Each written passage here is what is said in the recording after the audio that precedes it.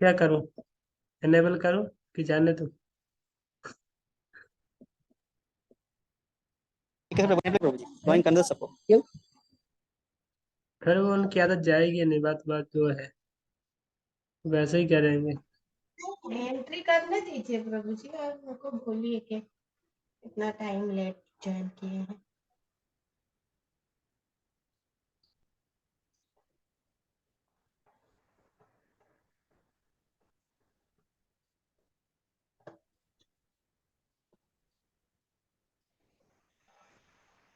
तीन 17।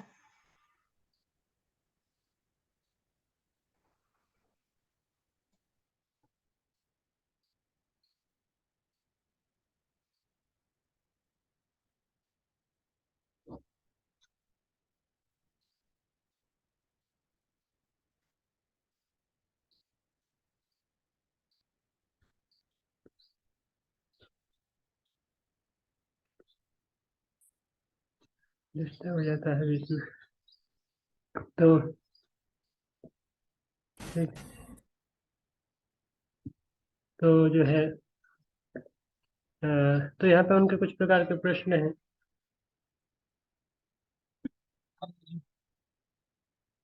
क्या हो गया? कृष्णा प्रभु जी, मीटिंग लॉक है। क्यों लॉक है? तो आपको समझ में नहीं आता है अभी तक क्या हो रहा है? 3:20 पे अभी तक आप वेट कर रहे हैं।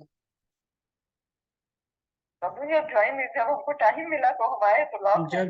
जब आपका मन करेगा तब आओगे ऐसा? तो हमारा मन किया तो लॉक कर दिया, फिर अब बैठो। आपका मन कर रहा है, हमारा ही मन कर रहा है। अब कर ही क्या सकते हैं प्रभु जी, कोई बात नहीं, नहीं इन करेंगे तो। हाँ तो कोई बात नहीं। बैठे तो थे ही, अभी आपका मैसेज देखा तो मुझे लगा कि शायद बाई मिस्टेक हो। बाय मिस्टेक प्रभु कुछ नहीं होता है मैसेज संसार में। आप बाय मिस्टेक भूल गए क्या? नहीं तो मैं तो बैठी ही हुई थी। हाँ तो जल्दी ज्वाइन करो, फिर काहे को डिस्टर्ब करेंगे? ग्रुप में मैसेज देखा तो ज्वाइन करना चाहिए ना फिर। नहीं तो अभी देखा ना प्रभु जी, हाँ तो ज्वाइन अभी ज्वाइन करेंगे करना तो चाहिए। फोन क्यों कर मैं रही तो है? ज्वाइन कर चुकी हूँ। कल से ध्यान नहीं हो रखना, पा रहा है, फिर मैंने 3-5 मैसेज के भी बीच किया में आ है। जाना।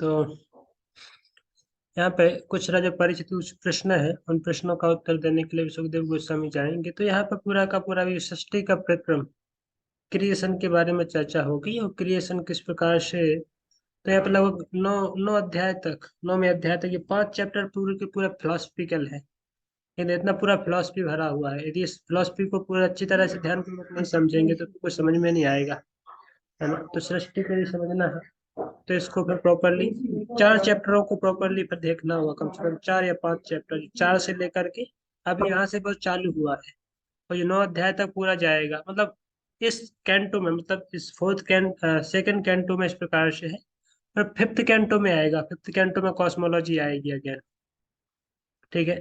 अभी सेकंड कैंटो में मतलब ये 4-5 चैप्टर बहुत गहरे हैं। वहां पर जब 10वें चैप्टर के अंतर्गत फिर वो आएगा पूरा चतुर्श्लोक की भागवतम। ब्रह्मा जी को भगवान ने ज्ञान दिया ब्रह्मा जी के हृदय में, तब ब्रह्मा जी ने किस प्रकार से सृष्टि की, तो उनके बारे में। तो हमने इसके जो पहले वाले श्लोक है उसमें जस्ट मैं आपको एक क्लू दूंगा छोटा सा, कि कहाँ पर सुखदेव गोस्वामी को राजा परीक्षित प्रश्न किए थे, वो क्या प्रश्न थे उनके बारे में, वे किस प्रकार से वो उत्तर देने जा रहे हैं। तो लगभग लेकर के 6 और 7 नंबर श्लोक में उन्होंने भी प्रश्न किए थे। एक तो 6 नंबर श्लोक था, भूय एव वत्सामि भगवान आत्माया इदेशम श्रुते भ्रष्टम दुर्विभाव्यम ईश्वरे। ये पहला प्रश्न था कि किस प्रकार से वो भगवान इस सृष्टि का सृजन करते हैं। भूय एव वत्सामि है, मुझे बताइए, मैं जानने का इच्छुक हूँ। क्या जानने का इच्छुक हूँ? भगवान आत्माया, जो भगवान अपनी आत्माया शक्ति के द्वारा यथेदम सृजते, इस सृष्टि का सृजन करते हैं, सृष्टि का क्रिएशन करते हैं। तो किस प्रकार से भगवान इस सृष्टि को बनाते हैं और इसको मेंटेन करते हैं और लास्ट में इसका संहार करते हैं। तो ये अपने आप में बहुत बड़ा रहस्य है, बहुत बड़ा एक गहरा विषय है। दुर्विभाव्यम, दुर्विभाव्यम मतलब एक अचिंत, जो समझ के परे है। तो इस प्रकार से भगवान की जो लीलाएं हैं, भगवान जो माया शक्ति के संपर्क में आकर के इस प्रकार से सृष्टि करते हैं, वो भगवान की, ईश्वर की वो सृष्टि है, वो हमारे बड़े बड़े देवताओं के चिंतन से भी परे है। तो उसके बारे में जानना चाहता हूँ। क्लियर? कि भगवान का माया शक्ति के संपर्क में आना, सृष्टि, सृष्टि सृष्टि किस प्रकार से होती है उसके बारे में जानना चाहते हैं। तो यहाँ पे समझाते हैं कि किस प्रकार से भगवान यहाँ पे जो पूछ रहे हैं कि वो सृष्टि का प्रक्रम क्या है। तो सृष्टि दो प्रकार की होती है। एक तो होती है प्राइमरी क्रिएशन और दूसरी होती है सेकेंडरी क्रिएशन। ठीक है, तो इसको संस्कृत में ऐसे आगे आएगा वो श्लोक कि अत सर्गो विसर्ग से स्थानम पोषणतया मनवंतर सानुकथा निरोधा मुक्ति आश्रया। तो आज सारे के सारे 10 जो अ, क्या है, 10 टॉपिक है जो पूरे के पूरे भागवतम में 10 टॉपिक के ऊपर चर्चा की गई। पूरे 10 टॉपिक के द्वारा पूरा भागवतम संकलन किया गया है। अत्र सर्ग का मतलब प्राइमरी क्रिएशन, प्राथमिक सृष्टि, जो ब्रह्मांडों की सृष्टि महाविष्णु के शरीर से ब्रह्मांड निकलते हैं कारणोदक विष्णु के शरीर से। विसर्ग मतलब सेकेंडरी क्रिएशन, जो हर एक ब्रह्मांड में फिर भगवान गर्भोदक विष्णु के रूप में जाकर के प्रवेश करते हैं और वहां पे कार समुद्र में लेकर के ब्रह्मा जी की सृष्टि करते हैं। ब्रह्मा जी फिर पूरे संसार में कहाँ पे क्या क्या कैसे अलग अलग प्लैनेट्स की रचना होना है, किस प्लैनेट्स में कौन रहेगा, वो सब डिफाइन करते हैं ब्रह्मा जी। और वहां पे विशेष करके मनु, प्रजापति और ये सब जो है वहां पे फिर आते हैं। ठीक है, ब्रह्मा जी के द्वारा। तो यह सब क्या है, सेकेंडरी क्रिएशन। तो सर्ग विसर्ग स्थानम, स्थानम मतलब प्लानेटरी सिस्टम्स, किस प्रकार से कौन से प्लानेट कहाँ पे सिचुएट होंगी उनके बारे में। स्थानम पोषण, पोषण मतलब जो यहाँ पे जीव है, जीवों के कौन से जीव कहाँ पे रहेंगे, उनका पोषण कैसे होगा। ठीक है, उनका लालन पालन कैसे होगा, मतलब जीवों की केयरिंग, उनका, उनको खाना दाना पाना होता है ना, चिड़िया बच्चों को जन्म देती है, दाना पाने की भी चिंता करती है। तो इस प्रकार से सृष्टि में जब जीव आएंगे तो सृष्टि में उनका पोषण के विषय में फिर जो है भागवत में चर्चा की गई है। पोषण ऊतया, ऊतया मतलब the inclination for the जीवास for sense enjoyment, भोग करने की जो वृत्ति है ऊतया। हाँ, तो जीवों की जो भोग करने की वृत्ति है जिसके लिए जीव इस संसार में आए हैं, तो उसको किस प्रकार से फुलफिल किया जाता है उसके बारे में। एंड मनवंतर, मनवंतर उसके बाद निरोधा है ना, पोषण, अत्सर्गो विसर्गस्थ स्थानम पोषण पूतया। ठीक है, मतलब जो उनकी जो जीवों की भोग करने की वृत्ति और फिर मनवंतर ईशानु कथा निरो, क्या बोला था, मनवंतर ईशानु कथा। मनवंतर मतलब अलग अलग मनुओं का काल कैसे आता है, ब्रह्मा जी के एक एक दिन में किस प्रकार से अलग अलग मनु आते हैं, मनुओं की चर्चा की गई है। एक मनु में कौन से भगवान के अवतार होते हैं, मनु का कार्यकाल क्या होता है, कौन से मनु की क्या स्थिति होती है, मनवंतरों के बारे में। मनवंतर ईशानु कथा, ईशानु कथा मतलब भगवान की जो कथा, भगवान क्यों आते हैं अलग अलग मनु के काल में यहाँ पे लीलाएं करने के लिए, कि वो लीलाएं भगवान की बाद में कथा बन जाती है, दिव्य ग्लोरीज बन जाती है, जो कि जीवों को सुनकर के उनसे मुक्ति होती है। तो ईश अनुकथा भगवान का एक लक्ष्य है, भगवान का एक पर्पज है संसार को रचने का, कि भगवान उसके माध्यम से आकर के फिर लीलाएं करते हैं। तो भागवतम का जो मेजर टॉपिक है, भागवतम का जो मेजर पोर्शन है, वो किस बारे में है भागवतम में, ईश अनुकथा। राइट, अब देखेंगे भागवतम ऑलमोस्ट सृष्टि का प्रक्रम केवल सृष्टि के बारे में थोड़ा सा ही बताया गया है, दूसरे कैंटो में, पांचवें कैंटो में।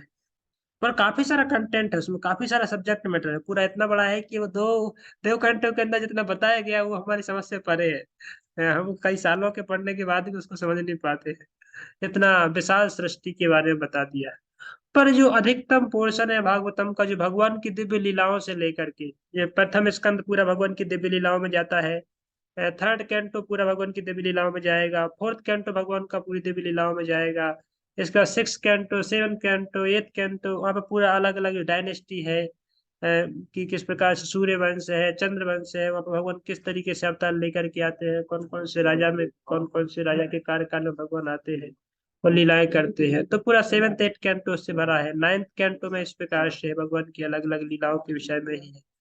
और 10th कैंटो में तो एकदम भगवान के दिव्य स्वरूप का वर्णन किया गया है कि भगवान का मुखमंडल, भगवान की विशेष है कि ब्रज लीला, ब्रजमंडल में जो लीला हुई उसके पूरा 10th कैंटो है। और 11th कैंटो भगवान के विशेष करके फिर प्रस्थान की लीलाएं, भगवान की गमन की लीलाएं, भगवान ने किस प्रकार से यदुओं को ले गए और वहां पे यदुओं का नाश कराया। फिर भगवान के प्रस्थान का क्या रहा, उद्धव को ज्ञान दिया, उद्धव को जो ज्ञान दिया वो 11th कैंटो है। वहां पे और भी राजाओं का कुछ हिस्ट्री आता है। और लास्ट में फिर 12th कैंटो पूरा समराइजेशन भागवतम का, राइट। तो इस प्रकार से इस अनुकथा जो सब्जेक्ट है उसको अधिकतर भागवतम में लिया गया है, जो कि 10 टॉपिक में से एक बहुत महत्वपूर्ण टॉपिक है। तो इस मनवंतर, इस अनुकथा एंड निरोध, निरोध means how to know the क्या किस प्रकार से जीवों के अंदर जो भोग की वृत्ति है, जीवों के अंदर जो भोग करने की, वासना करने की जो वृत्ति है, उसको किस प्रकार से खत्म किया जाता है, किस प्रकार से जो उसको नलीफाई करके उससे जीवों को पूर्ण शुद्ध करके शुद्ध किया जाता है, उसके बारे में निरोधा मतलब उनको completely they become completely purified from the three modes of material nature and they become like in कि जो भौतिक वासना है उनसे उनको मुक्त किया जाता है। तो उसके बारे में चर्चा निरोधा एंड मुक्ति, लास्ट में फाइनल जो है मुक्ति। मुक्ति मतलब लिबरेशन। तो हाउ द जीवास गेट्स लिबरेशन, अलग अलग प्रकार की मुक्ति में किस प्रकार से वो स्थित होते हैं, तो मुक्ति के विषय में चर्चा की गई है। और फिर लास्ट जो सेक्शन, लास्ट टॉपिक है आश्रय, कि आश्रय तत्व, सब चीजों के आश्रय तत्व है अल्टीमेटली कौन है, भगवान है। भगवान है तो उनके ऊपर सब कुछ जो है आश्रित है। तो सारे के सारे जो चीजें हैं, 9 के 9 टॉपिक है, वो अल्टीमेटली जो 10th टॉपिक है, 10वां जो टॉपिक है आश्रय, भगवान आश्रय तत्व है, जो सब जीवों को आश्रय देते हैं, प्रकृति को आश्रय देते हैं, हर एक वस्तु को आश्रय देते हैं, तो वो केवल भगवान है। तो आश्रय तत्व को लास्ट में डिफाइन किया गया है, राइट। तो इस प्रकार से भागवतम पूरा एक फ्लो है। भागवतम एक अपने आप में पूरा एक वो है, ज्वेल, ज्वेल बॉक्स है, कि अलग अलग इसमें अलग अलग ज्वेल्स है, 10 ज्वेल्स है, उसका बॉक्स है भागवतम। तो राइट, तो इस प्रकार से भागवतम में कोई चर्चा की जा रही है। पर यहाँ पे जो टॉपिक आ रहा है 2nd कैंटो में, 2nd कैंटो का टॉपिक क्या है, अभी यहाँ से चालू हो रहा है 4th अध्याय में, कि अत्र सर्ग, ठीक है, सर्ग मतलब प्राइमरी क्रिएशन। तो यहाँ पे जो राजा परीक्षित अभी प्रश्न करने जा रहे हैं विशेष करके प्राइमरी क्रिएशन के बारे में और सेकेंडरी क्रिएशन के बारे में, कि भगवान आत्माया, भगवान अपनी आत्माया शक्ति के माध्यम से किस प्रकार से सृजन करते हैं विश्वों का, अलग अलग ब्रह्मांडों का कैसे वो सृजन करते हैं। दुर्विभाव्यम, जो कि हमारे समझ से परे है, जो कि हमारे चिंतन से परे है।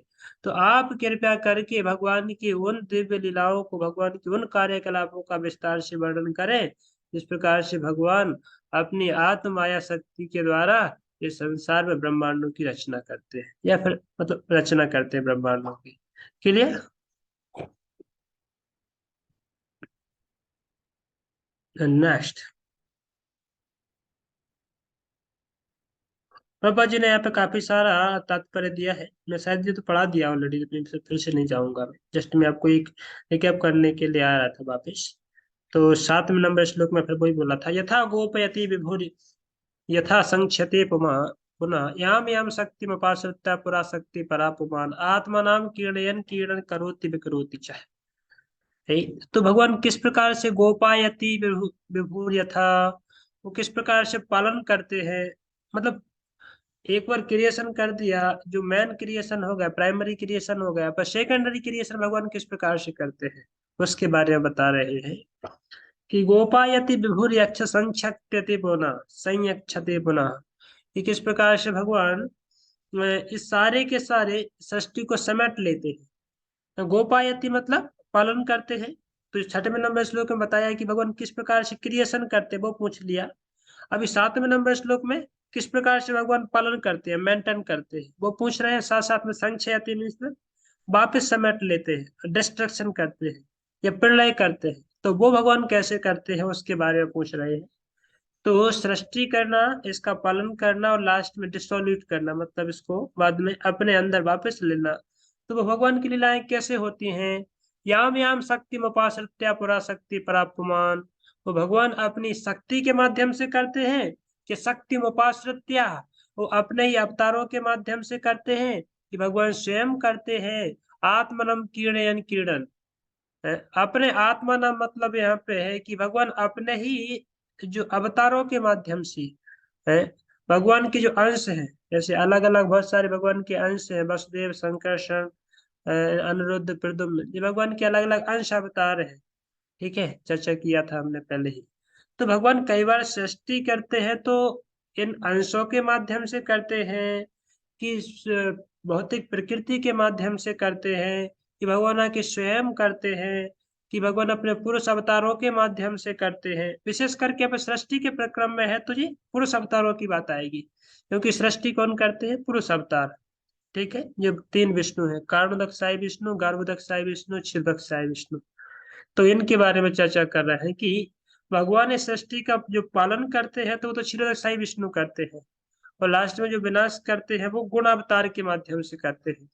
तो वास्तव में जो भगवान का सृष्टि का प्रक्रम है, सृष्टि की जो लीलाएं हैं, वो भगवान कैसे अपने अवतारों के माध्यम से करते हैं कि स्वयं करते हैं, तो जीवों का स्वयं पालन करते हैं कि अपने अवतारों के माध्यम से कराते हैं।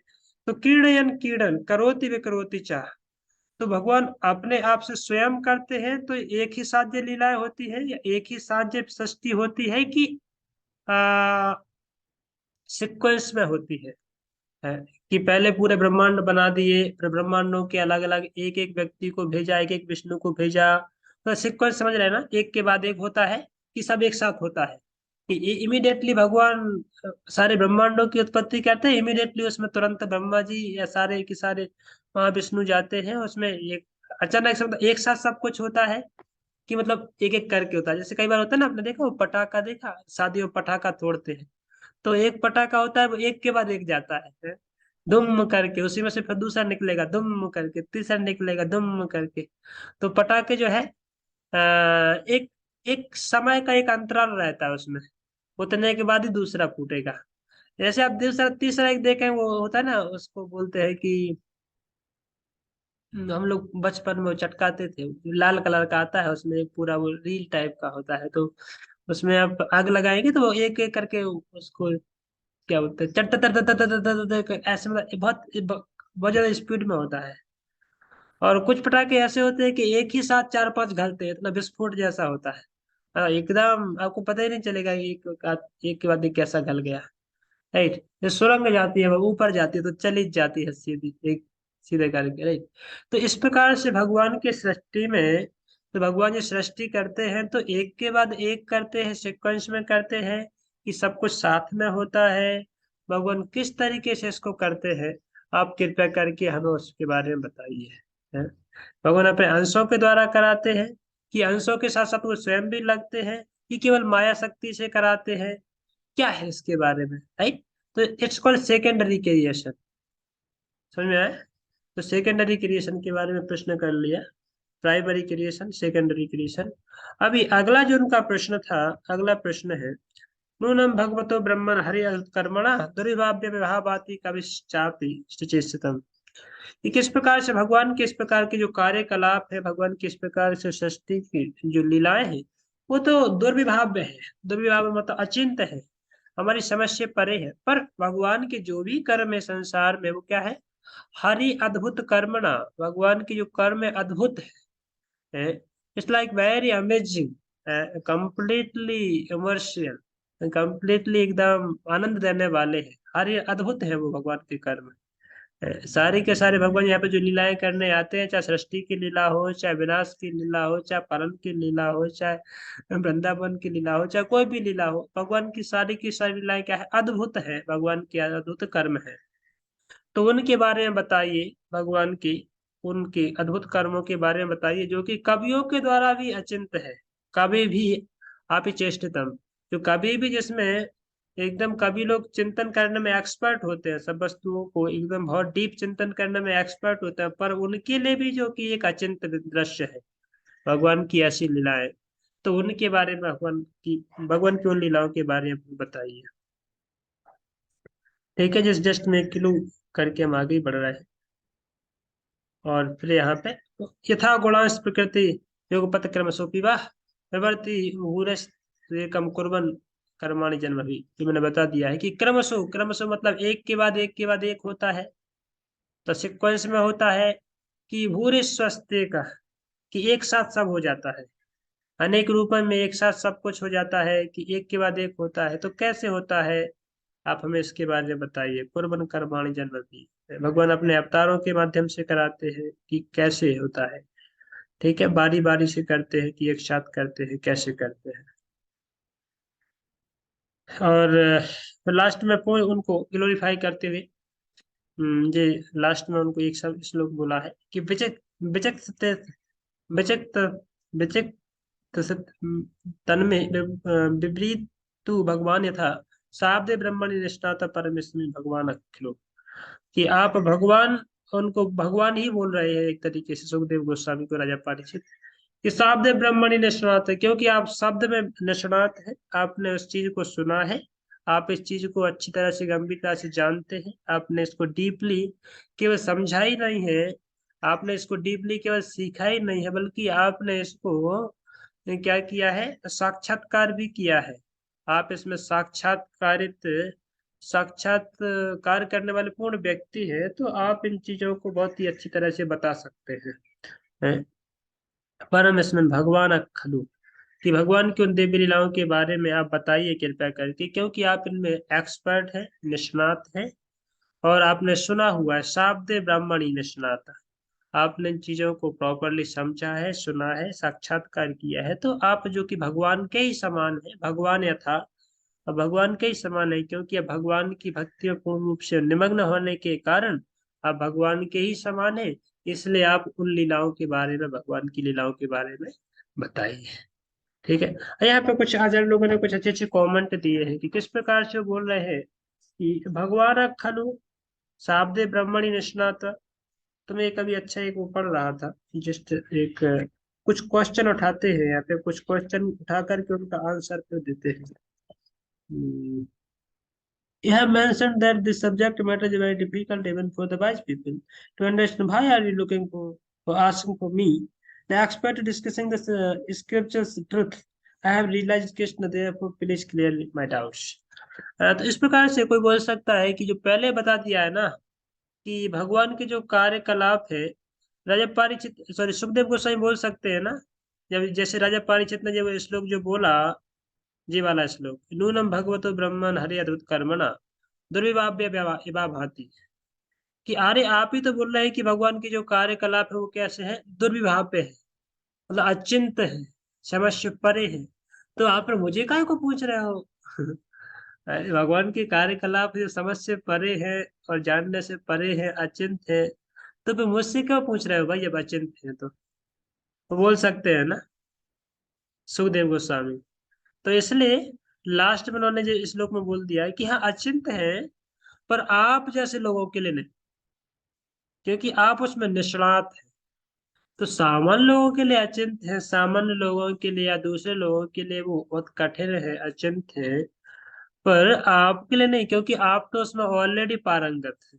शाब्द ब्राह्मणी निष्णात है, आप निष्णात है, एक्सपर्ट है, आपने उसको सही रूप में जो है प्रबुद्धता से अध्ययन किया है वैदिक शास्त्रों का, उनको आप पारस्मिन मतलब अध्यात्म में पूर्ण रूप से मग्न है, इसलिए भगवान के ही समान, इस प्रकार से भगवान उन चीजों को प्रकट कर सकते हैं, उसी प्रकार से आप भी उन चीजों को प्रकट कर सकते हैं, स्पष्ट कर सकते हैं, क्योंकि अब भगवानमय है।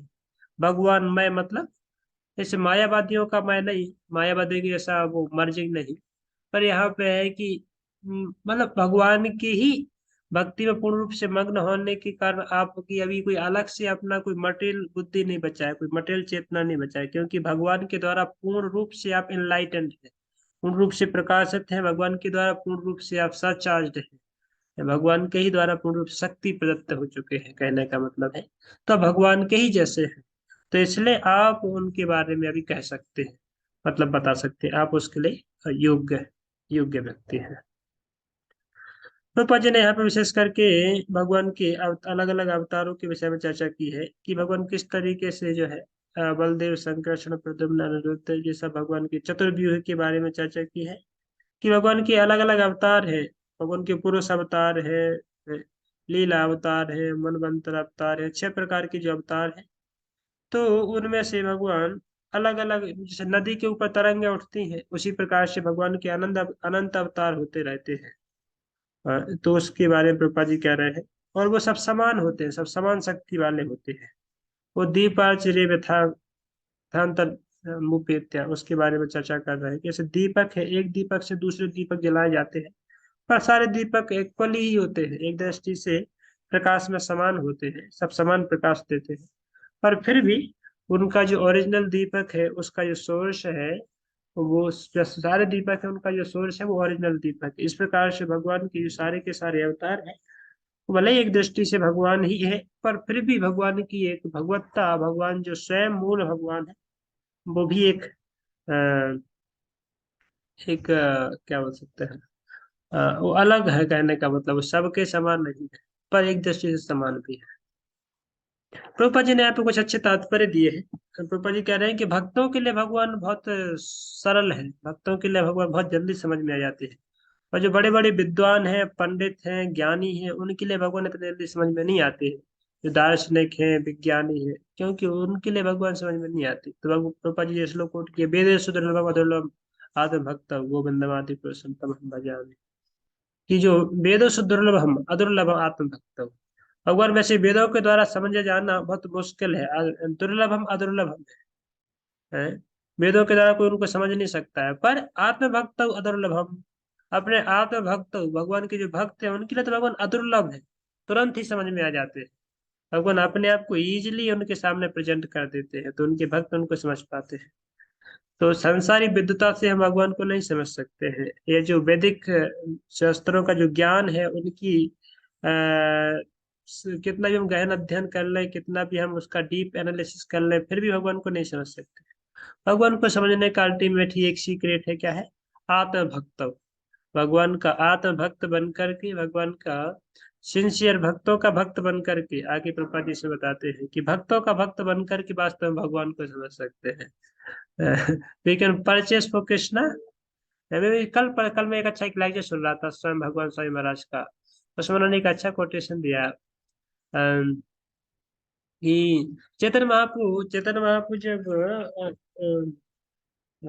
कौन से वासुदेव दत्त चेतन महाप्रभु को प्रार्थना की है कि महाप्रभु, इस संसार में इतनी सारी अनंत लाखों करोड़ों आत्माएं जो इस संसार में दुख भोग रही हैं अपने कर्मों के कारण, उनके रिएक्शंस के कारण, तो इतने अनंत आत्माओं को सुखी करने के लिए मैं चाहता हूँ कि आप उनके जो जीवन का जो अ, अ, कर्म है या फिर उनका रिएक्शंस है, उन सारे रिएक्शंस का जो फल है मुझे दे दीजिए, और उनके कर्मों को आप मेरे ऊपर डाल दीजिए, मुझे लाखों जन्मों तक नरक में भेज दीजिए, और सारी जीवात्माओं को मुक्त कर दीजिए। सारे जीवात्माओं को मुक्त कर दीजिए, उनको इस कर्म के बंधन से, ताकि जीवात्मा सफर ना करे, संसार में मुक्त हो जाए। तो इस प्रकार से जब चेतन महाप्रभु ने सुना वासुदेव दत्त की प्रार्थना को, तो चेतन महाप्रभु बहुत ही गदगद हो गए। बोले, Chetan Vasudev Dutt, you actually you purchased me. आपने तो मुझे अपने इस दयालुता के कारण, आपने इस दैन्यता के कारण, आपका जो कोमल हृदय है, like an compassionate heart, you purchased me. Now I'm not on my property. Actually, I'm your property now, and now you can sell me in the marketplace. तो चेतन महाप्रभु बोले कि अभी मैं कुछ नहीं कर सकता हूँ, मैं आपकी संपत्ति हूँ। आप मुझे जहाँ कहीं बेचना चाहे वहां बेच सकते हैं। तो कहने का मतलब क्या है कि भगवान अपने भक्तों की उस दयालुता और भगवान की भक्ति, भक्तों की भक्ति के माध्यम से भगवान बिक जाते हैं, और भगवान अपने आप को बेच देते हैं। तो वास्तव में यदि भगवान को अनुभव करना है, भगवान की अनुभूति करना है, तो भगवान के जो उत्तम भक्त हैं उनके माध्यम से ही हम भगवान को समझ सकते हैं, भगवान की अनुभूति है, भगवान को ले सकते हैं। इसलिए भगवान स्वयं को किसी को देते नहीं, भगवान अपने भक्तों के माध्यम से किसी को देते हैं। तो वो उस इंसिडेंट में मैं कल सुना कि भगवान बोल रहा है कि मैं आपकी संपत्ति हो, भी मेरा अपने ऊपर कोई अधिकार नहीं है, आप जहाँ चाहो मुझे वहां पे उपयोग करो। इसी प्रकार से तो आप भक्तों भक्तों की सेवा करके, इसलिए यहाँ पे आगे आएगा अभी कि भगवान बताते हैं कि नाहम ते तेभ्यो मना गपि मदन्यन्ते तेन जानन्ति नाहम तेभ्यो मना गपि। कि भगवान बोलते हैं कि मैं अपने भक्तों के अलावा और कुछ नहीं जानता हूँ, और मेरे भक्त मेरे अलावा कुछ नहीं जानते, वो दोनों एक दूसरे के बीच में पागल है। और वो दूसरा एक इंसिडेंट में सुना कल ही उस लेक्चर में कि चेतन महापुर when he met with Ramanand Rai and they were discussing like in Krishna Katha about the Vrindavan pastime, भगवान की वृंदावन की लीलाओं के बारे में। तो वो एक अच्छा श्लोक का कहते हैं कि अ, एक अच्छा कौन सा श्लोक कहते हैं चेतन चेतावत का,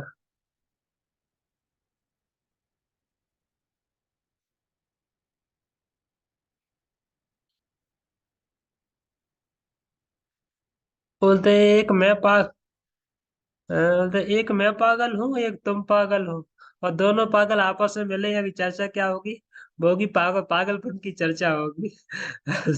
আমি एक बातुल एक তুমি দুই बातुल এতে আমি তুমি হয় समतुल, ऐसे बोलते हैं कि আমি एक बातुल और तुम ही एक बातुल एते আমি তুমি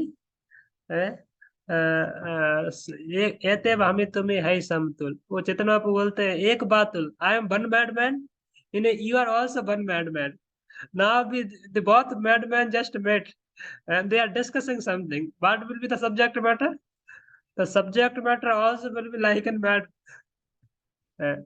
तो दो पागल जब साथ में मिलते हैं तो क्या करते हैं, कुछ पागलपन की चर्चा करेंगे ना। तो पर यहाँ पे जो पागल है वो सामान्य पागल नहीं है, and they are like an ecstatic transcendentally ecstatic पागल। जो दिव्य रस के आगार भगवान है उस टॉपिक की चर्चा कर रहे हैं, इसलिए दोनों ही एक्सटेसी के मूड में है, कृष्ण कॉन्शियस एक्सटेसी के मूड में है, ट्रांसेंडेंटल एक्सटेसी। तो एक दूसरे से चर्चा कर रहे हैं, और चेतन में आप पूछ रहे हैं, रामानंद राय चर्चा कर रहे हैं, वो भी ये क्या है, जीवन का लक्ष्य क्या है ना, वो डिस्कशन है ना, आपको याद कि चेतन में पूछ रहे हैं what the goal of life. तो रामानंद राय ने पहले बताया है कि goal of life is to worship the Vishnu, worship the Vishnu है, ये बड़ा श्रम के माध्यम से विष्णु की पूजा करना, विष्णु की उपासना करना। चित्र बोले नहीं नहीं ये हो बाह्य, आगे कहो यार, ये तो सब बाह्य है, ये सब थोड़ी जीवन का लक्ष्य है, इसको त्यागो और कुछ बोलो और कुछ बोलो। तब उन्होंने बताया नहीं नहीं जीवन का लक्ष्य क्या है, बड़ा श्रम का पालन करना। बोले नहीं नहीं एहो बाह्य, इसको भी और बोलो। तब बोला कर्म का जो है कर्म योगा, नहीं कर्म योगा बताया नहीं ये हो बाह्य आगे कहो, फिर ज्ञान योगा ये हो बाह्य आगे कहो। ऐसे करके फिर लास्ट में जा करके बताया कि वो मुक्ति के लिए प्रयास, शायद वो भी उसमें आता है। फिर बोलते हैं कि नारायण की सेवा नारायण की भक्ति, उन्होंने यही बाही आगे कहो यार। तो सब रिजेक्ट करते करते करते करते फिर बोले कि भगवान के अलग अलग रसों के बारे में चर्चा करते हैं, दास भाव में भगवान की सेवा करना, सख्य भाव में भगवान की सेवा करना, नहीं यही सब बाही है आगे कहो आगे कहो। तो लास्ट में जाकर के जब चैतन्य महाप्रभु को रामानंद राय ने बताया कि life goal of life is to worship Lord Krishna in the mood of gopis, है the mood of gopis, then चलो हाँ अभी कुछ ठीक कहा। अभी कुछ ठीक कहा, हाँ, ऐसा मान सकते। दान चित्र महापुर हो गए, तो ऐसे पागलपन है दोनों का, हम ही एक पागल और हम ही एक बातुल, तुम ही द्वितीय बातुल ऐते हम तुम ही हाई समतुल। तो दोनों पागल की तरह चर्चा कर रहे हैं, वो भी कृष्ण कथा, जो दिव्य कृष्ण कथा है उसको लेकर के। तो कहने का मतलब है कि भगवान का पूछना, और यहाँ पे भगवान के जो उत्तम भक्त हैं भगवान ही कह रहे हैं, उनके माध्यम से कहला रहे हैं, उनके मुख से माध्यम से जो बुलवा रहे हैं, पर जो बुलवाना एक दिव्य लेवल पे है। हम्म।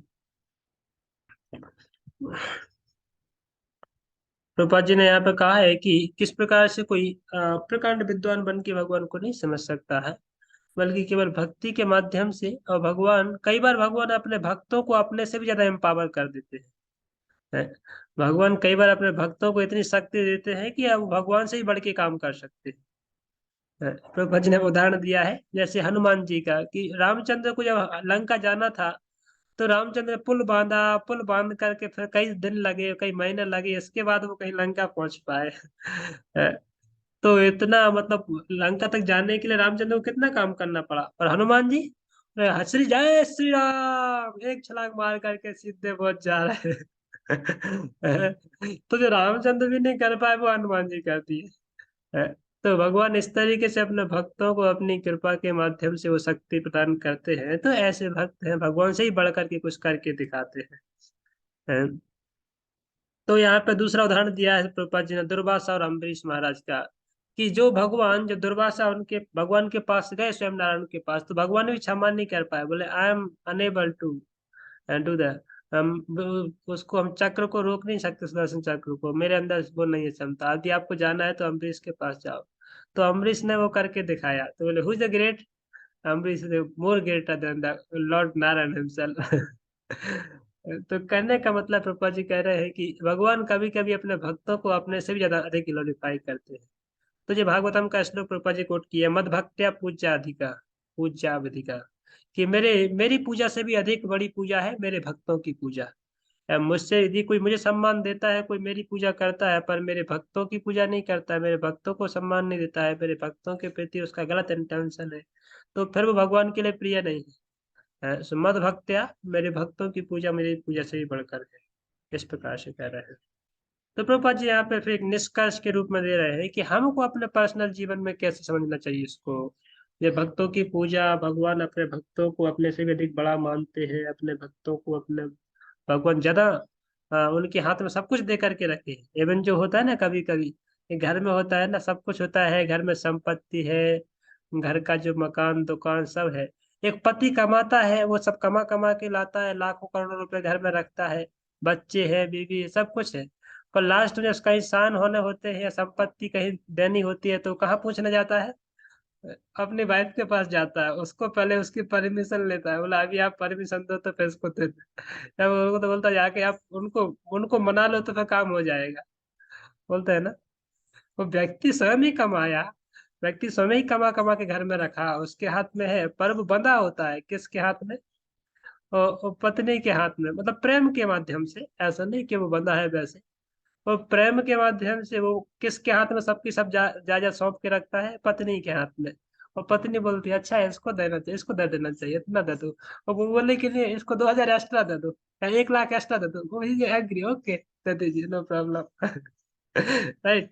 वो अपने जेब से शायद निकालता था तो 100 200 रुपए ही निकलते थे, पर वो अभी, क्योंकि उसकी पत्नी यदि प्रसन्न है उस प्रकार से, तो फिर वो व्यक्ति, उसको कुछ दर्द नहीं होता है, क्योंकि वो किसको किसको वास्तव में देना चाहता है, ऐसे नहीं कि उस व्यक्ति को देना चाहता है, पर वो अपने पत्नी को खुश करना चाहता है, कि यदि मेरी पत्नी है इस माध्यम से खुश है तो मैं उसमें खुश हूँ।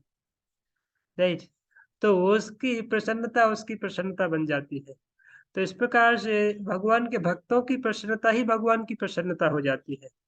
इसलिए भगवान जो है अपना जो डिपार्टमेंट, अपना चार्ज किसको दे करके रखते हैं, अपने भक्तों को दे करके रखते हैं, कि मेरे भक्त मुझे जहाँ कहीं बेचना चाहे, लूटना चाहे, खिलाना चाहे, बैठाना चाहे, पकड़ना चाहे, मारना चाहे, पीटना चाहे, ये ऑलवेज एग्री है फॉर एनीथिंग। तो प्रभुपाद जी हमारे अभी पर्सनल लाइफ में किस प्रकार से हमें सोचना चाहिए, इस चीज को समझा रहे हैं। आयतन निष्कर्ष यह निकला है कि गंभीर भक्त को है, वो सिंसियर डिवोटी, सर्वप्रथम ऐसे गुरु के समीप जाना चाहिए जो न केवल वैदिक साहित्य में निष्णात हो, अपितु महान भक्त भी हो, है ना। तो वो उत्तम स्तर की भक्ति भी करते हो, जिससे भगवान की एवं उनकी विभिन्न शक्तियों की वास्तविक अनुभूति हो। ऐसे भक्त गुरु की सहायता के बिना कोई व्यक्ति भगवान के आध्यात्म विज्ञान में प्रगति नहीं कर सकता। तो प्रभुपाद जी यहाँ पे गुरु का योग्यता की चर्चा कर रहे हैं, एट द सेम टाइम जो एस्पिरेंट, जिससे मतलब बोल सकते हैं कि मतलब शिष्य है या फिर कोई भक्त है, उसको किस प्रकार से गुरु को अप्रोच करना चाहिए, गुरु की कंडीशन, गुरु की स्थिति को कैसे समझना चाहिए, गुरु को कैसे आदर सम्मान देना चाहिए, उसकी भी बात कर रहे हैं साथ साथ में, कि उसे गुरु की सहायता के बिना कोई भी व्यक्ति भगवान की आध्यात्मिक विज्ञान में प्रगति नहीं कर सकता है। कोई बोलेगा कि हमारे अंदर तो अच्छा स्कॉलर है, हम अच्छे पढ़े लिखे हैं, संस्कृत का अच्छा खासा ज्ञान है, हम वेदों को पढ़ सकते हैं, शास्त्रों को पढ़ सकते हैं, अपने माध्यम सब कुछ समझ सकते हैं। पर बोले जी आध्यात्मिक विज्ञान है जी, भौतिक विज्ञान नहीं है ना। हो सकता है कोई कॉलेज की जो कोई मटेरियल बुक्स है वो आप समझ लें, वो केवल एक इंफॉर्मेशन का विषय है ना। भौतिक ज्ञान क्या है, कि इंफॉर्मेशन का विषय है, और हो सकता है बहुत सारी इंफॉर्मेशन कलेक्ट कर ले वहां से, है ना, कोई व्यक्ति से या गूगल गुरु से, ऐसे कहीं से आप इंफॉर्मेशन कलेक्ट करके सब्जेक्ट को समझ भी ले। पर ये जो आध्यात्मिक विज्ञान है, ये तो केवल इंफॉर्मेशन का विषय नहीं है, जो ट्रांसफॉर्मेशन का विषय है, ये हृदय परिवर्तन का विषय है। वो हृदय परिवर्तन कब होगा, जब हम ऐसे आध्यात्मिक गुरु के संपर्क में उनकी सेवा करेंगे और उनके प्रति 100% शरणागत होंगे, तो हमारा हृदय पे जो है कन्वर्ट होगा, ट्रांसफॉर्म होगा। तो बात यहाँ पे यही है कि हमें हमेशा इस मूड को समझना चाहिए कि ये आध्यात्मिक पर्सनालिटी हम जिसको भी स्वीकार किए हैं आध्यात्मिक गुरु के रूप में, उनको कभी भी सामान्य व्यक्ति ना देखें। अपेरेंटली इस प्रकार से कुछ में गलती दिखाई दे भी, पर उनके ऊपर ज्यादा वो नहीं करना चाहिए, नहीं तो हम कई बार उनके प्रति अपराध भी कर सकते हैं। तो अच्छा है यदि हम जब तक बहुत कोई रॉन्ग ना करें। रूपा जी भगवत गीता के तात्पर्य में लिखते हैं, जब कल हम पढ़ रहे थे ना, तो प्रभुपाद जी वहाँ पे लिखते हैं कि गुरु कब त्याज्य है, गुरु का कब त्याग करना चाहिए। तो प्रभुपाद जी वहाँ पे लिखते हैं दो कंडीशन, कि एक है जब गुरु कोई he if is involved in abominable acts, जब कोई अ, अवैध कार्यों में लग गया हो। अवैध कार्य विशेष करके जैसे 4 नियम का पालन है हम करते हैं, तो यदि कोई 4 नियम का पालन करना तो छोड़ दिया है, वो 4 नियमों को तोड़ दिया है, तब उस समय जो है गुरु त्याज्य है। और दूसरा एक कंडीशन लिखते हैं कि अ, वो यदि फिलोसफिकली डेविएंट हो गया, ऐसा बोलते हैं कि यदि उसको सैद्धांतिक रूप से पथभ्रष्ट हो गया है, फिलोसफिकली डेविएंट है, तब फिर गुरु त्याज्य है। दो ऐसे पॉइंट लिखते हैं। बाकी सामान्य चीजें ऊपर नीचे कई बार हो सकते हैं। ऐसे नहीं कि गुरु ने डांट दिया, अच्छा तपेट करके दबा दिया तो भाग गया, सबसे पहले यहाँ से गुरु को इतना गुस्सा कैसे आ सकता है, मैं ही डांटने को मिलता हूँ क्या, और कोई मिलता नहीं है क्या। है? तो फिर क्या है, इस प्रकार से छोटी मोटी चीजें हमारा हो सकता है वो हमारे ही ईगो को खत्म करने के लिए डांट रहे हो। तो कभी कभार जो गुस्सा है, गुस्सा नहीं हो सकता है, it would be like for some purpose, for particular purpose. पर उसके इंटेंशन को यदि हम नहीं समझ पाएंगे, उनका क्या चेतना है उनके अंदर का, उसको हम नहीं ले पाएंगे, तो हम कई बार उसको गलत समझ बैठ सकते हैं। वो कई बार होता है, जब तो मतलब देखा जाता है कि हम इंटेंशन को नहीं समझ पाते हैं, तो फिर हम केवल एक्शन को देखते हैं, और एक्शन को देख करके फिर हम फिर ब्लंडर कर बैठते हैं, है ना, उनके प्रति गलत धारणा बना लेते हैं। और कई बार जैसे वो पर्सन नहीं होते, बाय हार्ट भी वैसे नहीं होते हैं, बट ही बिकॉज वो कुछ कुछ ऐसे कार्यकलाप करते हैं कि just for correcting correcting the student और करेक्टिंग द डिसाइपल्स। और जो डिसाइपल उनके दिमूड को नहीं समझ पाते, तो कई बार फिर वो इस प्रकार से गलत सोच करके, जैसे बच्चा होता है, कभी कभी मम्मी पापा डांटते हैं ना उसको, मम्मी पापा उसको बहुत भयंकर डांट लगाते हैं। तो जो बच्चा है वास्तव में मम्मी पापा के मूड को नहीं जानता है कि अल्टीमेटली उनका जो डांटना है वो किस लिए है, हमारे वेल विशिंग के लिए है, हमारी आध्यात्मिक या हमारी प्रगति के लिए उनका डांटना है। तो यदि वो मम्मी पापा के मूड को ना समझे, वो बोले इतना गुस्सा मेरे ही डांटने को मिलता हूँ, मैं ही संसार में मिलता हूँ, तो फिर वो बोले नहीं मैं तो भाग जाता हूँ, तो फिर क्या होगा, वो एक्शन देख करके गलती कर बैठ सकता है। तो इसलिए या तो हमें जा करके कंसल्ट कर लेना चाहिए, हमारे पर्सनल लाइफ में भी इस प्रकार से चीजें घट सकती हैं। तो उनका एक माध्यम है कि या तो हमें उनके इंटेंशन को, यदि हम अपने लेवल पर सॉल्व करना चाहते हैं तो उनके इंटेंशन को कैच करने का प्रयास करना चाहिए।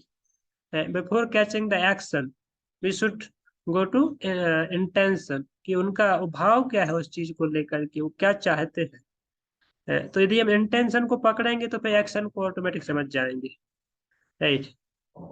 और ये समझ में नहीं आ रहा है इंटेंशन, तो फिर जाके कम से कम कंसल्ट कर लेना चाहिए, पूछ लेना चाहिए कि इसमें मुझे समस्या हो रही है, मैं विवल्डर हो रहा हूँ, मैं थोड़ा सा गलत समझ मेरी हो रही है, तो इसमें ऐसा ऐसा जो आपका कार्य है उसके पीछे क्या उद्देश्य है, क्या मतलब समझ नहीं पा रहा हूँ।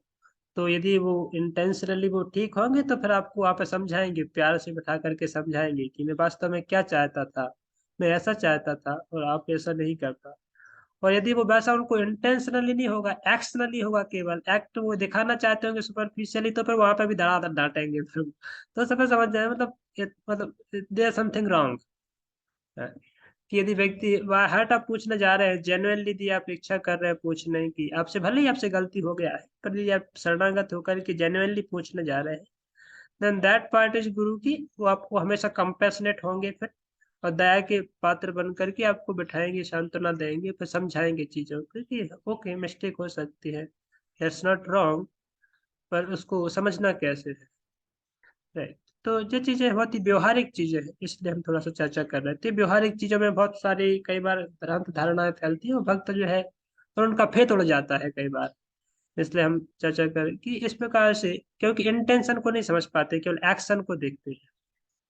नहीं तो दोनों ही पार्ट महत्वपूर्ण है, इसलिए प्रभुपाद जी कह रहे हैं कि ऐसे भक्त गुरु की सहायता के बिना कोई भी व्यक्ति भगवान की आध्यात्मिक विज्ञान में प्रगति नहीं कर सकता है। तो ये तो क्या है, ट्रांसफॉर्मेशन का विषय है, जो कोई इंफॉर्मेशन का विषय नहीं। ऐसा नहीं कि हमने इनसे पढ़ रहे थे तो इनसे पढ़ने की क्या आवश्यकता, ठीक है, हम तो केवल एक पढ़ ही रहे थे ना, तो कहीं से भी सुन लेंगे। यूट्यूब पे बहुत सारे लेक्चर है, अभी कोई गुरु की आवश्यकता नहीं। गूगल पे बहुत सारा सब कुछ मटेरियल पड़ा हुआ है, तो पढ़ लेंगे, है ना। तो फिर या फिर दूसरे कोई व्यक्ति से सुन लेंगे, तो वो क्या है कि उसका कोई फेथ नहीं है, डीप डिटरमाइंड फेथ नहीं है व्यक्ति के ऊपर, या गुरु के, गुरु शब्द का मतलब क्या है वही उनको समझ में आया नहीं, तो फिर बाकी सब चीजें तो बाद की बात है। तो कहने का मतलब है अपनी यथाशक्ति जितना हमारा गहराई है हृदय का, उतनी गहराई से कम समझने का प्रयास करना चाहिए। और अपरेंट जो मिस्टेक्स है, अपरेंट जो गुरु के इस प्रकार से व्यवहार है, उसको हम भौतिक बुद्धि से नहीं समझना चाहिए। इसलिए बोलते हैं ना, वो श्लोक आता है, अ, वैष्णव जाति बुद्धि, गुरु सुनरमति, अर्चय सलाधि। ये तीन वस्तुओं को, जो अर्चा विग्रह को पत्थर समझता है तो ठीक है, ये तो पत्थर ही है। और गुरु सुनरमति, गुरु को एक सामान्य मनुष्य समझता है, सामान्य नर मानता है कि ठीक है वो भी तो एक व्यक्ति है। तो गुरु जो आध्यात्मिक पर्सपेक्टिव है, गुरु का जो आध्यात्मिक व्यक्तित्व है, उसको छोड़ करके केवल भौतिक व्यक्तित्व को देखता है कि वो भी तो एक व्यक्ति है, वो भी तो खाता पीता सोता है, काम करता है, गलती करता है। तो क्या हो गया जी, अपरेंट मिस्टेक्स के माध्यम से वो कई बार गुरु के आध्यात्मिक पर्सपेक्टिव को छोड़ करके केवल भौतिक व्यक्तित्व को देखता है, तो उसमें मिस्टेक कर बैठता है फिर। राइट। और वैष्णव जाति बुद्धि, वैष्णव जाति बुद्धि मतलब कि वैष्णवों को जाति के आधार पर चेक करता है, जी ब्राह्मण वैष्णव है, ये शूद्र वैष्णव है, जी वैश्य वैष्णव है, जी निम्न कास्ट वाला वैष्णव है, जी उच्च कास्ट वाला वैष्णव है। तो पर ठीक है, हम ब्राह्मण वैष्णव के घर पे तो जाना कोई खराब नहीं, ये तो शूद्र है ना, ये तो मलेच्छ जाति, या फिर ये तो वो भंगी चमार वसूल करके उस जाति वाला है ना, तो उसके घर पे कैसे खा सकते हैं, लाइक दैट। समझ रहे हैं ना। वैष्णव जाति बुद्धि, जाति के आधार पर भेद करना वैष्णवों का, तो जब ये एक अपराध है, और उस अपराध के कारण फिर हम वहां पे विलंब कर बैठते हैं। इसलिए वैष्णव के बीच में दो यू आर चैंटिंग एंड दो यू कम्प्लीटली फर्म फेथ है, जिनका पूर्ण रूप से भगवान के नाम में विश्वास है, जो पूर्ण रूप से अपना जीवन अर्पण कर चुके हैं कृष्ण के लिए, उनको कभी भौतिक दृष्टि से देखना नहीं चाहिए। नहीं तो वो अपराध होकर के फिर हम वास्तव में उस विज्ञान को नहीं समझ पाएंगे। नहीं तो जी प्रभुपा जी कह रहे हैं, सुखदेव गोस्वामी जैसा प्रामाणिक गुरु न केवल भगवान की अंतरंगा शक्तियों के विषय में बताता है, अपितु वह यह भी बताता है कि वे किस तरह अपनी बहिरंगा शक्ति के साथ रहते हैं। तो प्रभुपा जी कह रहे हैं कि जो वास्तव में गुरु है, गुरु की आवश्यकता हर एक कदम पे, हर एक स्टेप पे है।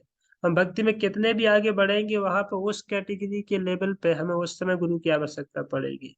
तो ऐसा नहीं कि गुरु केवल एक सामान्य एक स्तर पे हमें गुरु की आवश्यकता है, बाद में हम फिर एक जब दीक्षा वगैरह ले लेंगे, या फिर एक थोड़ा वो हो जाएंगे, भक्त बन जाएंगे, फिर गुरु की आवश्यकता नहीं। ऐसे नहीं, गुरु की आवश्यकता एक हर एक स्टेप पे है, उत्तम भक्ति के स्टेप पे गुरु की आवश्यकता पड़ेगी, है ना। पर वहां पे फिर छोटी मोटी चीजों के लिए नहीं आके गुरु को परेशान करना चाहिए, वो भी एक पॉइंट है। नहीं तो फिर क्या कहते हैं कि पता चला गुरु के पास हर एक चीज को, गुरु के पास समय नहीं है, वो इतने बिजी है अपने लाइफ में, फिर भी यदि समय है तो ऑफकोर्स जाके कंसल्ट करना चाहिए, पूछना चाहिए, और सही भाव में करना का अच्छा है। किसी को अपॉर्चुनिटी है तो बेस्ट है। और ऐसा नहीं कि अभी छोटी छोटी चीजों के पीछे ही जाके गुरु को तो आपको इतना ट्रेनिंग देने के बाद भी आपको अभी तक ये इंटेंशन समझ में नहीं आया कि कैसे करना है वस्तु को है। तो फिर वो हमें समझना चाहिए, व्यवहारिक ज्ञान है जी, कि भाई हमें कैसे करना है चीजों को। अभी लाइट चली गई है तो अभी दीपक जला के क्लास करना है कि नहीं, उसके लिए गुरु को फोन करना है, गुरु जी लाइट चली गई तभी क्या करना चाहिए। तो पर क्या पागल के वो उसमें पड़ गया आप। हैं? तो कहने का मतलब व्यवहारिक चीजें हैं, व्यवहारिक चीजें हमें अपने ही बुद्धि के स्तर पर करना चाहिए। और जो कहीं पे सैद्धांतिक चीजें हैं, सैद्धांतिक चीजें हमेशा कंसल्टेशन के साथ होनी चाहिए। जो सिद्धांत है भक्ति के विषय में या परंपरा के ज्ञान के विषय में, दूसरे आचार्यों के मत के विषय में यदि हमें कोई डाउट है जिसका हम अपने से सॉल्यूशन नहीं कर पा रहे, then we should approach the guru, right. तो भगवान के ऐसे लीलाओं के विषय में बता रहे हैं यहाँ पे कि सुखदेव गोस्वामी दोनों ही चीजों में पारंगत थे। भगवान की जो अंतरंग शक्ति है, भगवान की दिव्य लीलाओं के कार्यकलाप के विषय में ही पारंगत थे। और भगवान जो बहिरंगा शक्ति के साथ में आकर के सृष्टि करते हैं, वो सब भगवान की लीलाएं उसमें ही पारंगत थे। और परीक्षित जैसे राजा दोनों ही चीजों को पूछ रहे हैं, दोनों ही चीजों के बारे में जिज्ञासा कर रहे हैं अपने गुरु सुखदेव गोस्वामी से। इसलिए यहाँ पे निष्णात शाब्दे परिच निष्णातम ब्रह्मणि उपसमाश्रय तस्मात् गुरुम प्रपद्येत जिज्ञासु श्रेयोत्तमम। तो कैसे जाना चाहिए गुरु के पास, ये बताया गया है शास्त्र में कि तस्मात् गुरुम प्रपद्येत, शिष्य को चाहिए कि गुरु के पास जाए, किस भाव में, प्रपद्येत मतलब शरणागति के भाव में, और वहां पर जाकर के अपने आप को शरणागत करे। और शाब्दे परे च निष्णातम, जो गुरु होना चाहिए शब्द ब्रह्म में निष्णात होना चाहिए। शब्द ब्रह्म मतलब शब्द जो शास्त्र का वैदिक ज्ञान है, वैदिक ज्ञान है उसमें निष्णात होना चाहिए। You must be very expert to conclude the things, to explain और अंडरस्टैंड थिंग्स। तो इस प्रकार से जो शाब्द परे बड़े च निष्णातम, निष्णात है जो एक्सपर्ट है, चीजों को समझते हैं, तो फिर हम उनके पास जाकर के चीजों को शरणागत करके पूछना चाहिए, समझना चाहिए। ठीक है। अंतरंग शक्ति में भगवान की लीलाएं उनके उनके वृंदावन के कार्यकलापों के रूप में प्रदर्शित होती है, किंतु बहिरंग शक्ति के कार्यकलाप उनके कारणाणवसायी विष्णु, गर्भोदकसाई विष्णु तथा छिदोदकसाई विष्णु के रूप में प्रकट होती है। श्री विश्वनाथ चक्रवर्ती ठाकुर, श्री विश्वनाथ चक्रवर्ती वैष्णव को उपदेश देते हुए कहते हैं कि उन्हें केवल भगवान के कार्यकलापों जैसे कि रासलीला के सुनने में ही रुचि नहीं लेनी चाहिए, अभी तो उनके पुरुष अवतारों के रूप में की गई सृष्टि तत्व लीलाओं में भी रुचि लेनी चाहिए, जैसा कि महाराज परीक्षित ने आदर्श शिष्य के रूप में आदर्श गुरु सुखदेव गोस्वामी से। तो प्रभुपाद जी हमारा प्रैक्टिकल एस्पेक्ट को चर्चा कर रहे हैं कि वैष्णवों को या भक्तों को चाहिए कि केवल ऐसा नहीं कि वृंदावन की लीलाओं के ऊपर डायरेक्ट जंप मार करके वो लीलाएं सुननी है दशम स्कंद की, नहीं। रासलीला बाद की बात है, पहले हमें सृष्टि लीला को सुनना चाहिए। जो चौथे स्कंद में, पांचवें स्कंद में चर्चा की गई, दूसरे स्कंद में सृष्टि भगवान कैसे करते हैं, भगवान की अलग अलग लीलाएं, अवतार कैसे, गुणावतार कैसे होते हैं, पुरुष अवतार कैसे होता है, सृष्टि कैसे बनाते हैं, सृष्टि का पालन कैसे करते हैं, सृष्टि को नाश कैसे करते हैं। तो ये सब जब प्रश्न करेंगे, इसके विषय में जब सुनेंगे, तो भगवान की एक अनंत शक्ति का हमें आभास होगा, भगवान की अनंत शक्ति महत्ता का, भगवान के अनंत व्यक्तित्व का हमें पता चलेगा। तो भगवान कुछ भी कर सकते हैं। तो जो हमें एक बार पूर्ण रूप से अनुभव हो जाएगा, एक बार पूर्ण रूप से विश्वास हो जाएगा कि भगवान कुछ भी कर सकते हैं, बिना किसी अफेक्टेड हुए, भगवान को किसी चीजों से प्रभाव नहीं पड़ता है, भगवान कुछ भी करने में पूर्ण स्वतंत्र है। तो हम जब एक चीज को अच्छी तरह से हृदय में बैठा लेंगे, तब फिर हम भगवान की दिव्य लीलाओं को समझेंगे, पढ़ेंगे, सुनेंगे, तो भ्रांति नहीं होगी, राइट, जो वृंदावन की लीला है। तो इस प्रकार से आई थिंक हमारा जो आज का डिस्कशन था वो यहाँ से चालू होना था, सूतो वाचा से, और यहाँ से अभी सुखदेव गोस्वामी बोलने जाएंगे, और जब परीक्षित के प्रश्नों का उत्तर यहाँ से देने जाएंगे, पर उसके पहले ही हमारा 1 घंटा पूरा समय ले लिया गया इसको कंक्लूड करने में। तो क्या करना चाहिए, आज का सिलेबस कंप्लीट करना चाहिए।